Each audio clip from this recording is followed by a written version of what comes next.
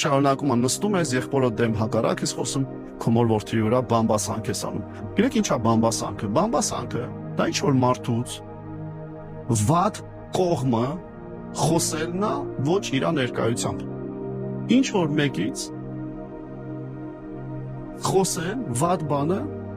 ոչ իր ներկայությամբ եւ նպատակը նա չի, որ այդ մարդուն օգնես։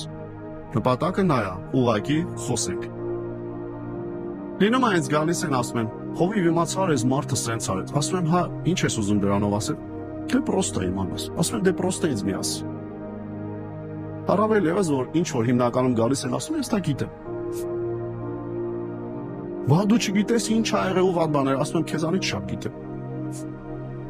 Այդպես չի, հովիվ գոր։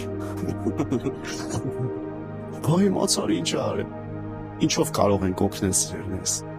Եթե մի մարդում վատ հատկությունների մասին խոսում ենք, նպատակը թող սա լինի, գոնե իրար հետ աղոթենք այդ մարդու համար։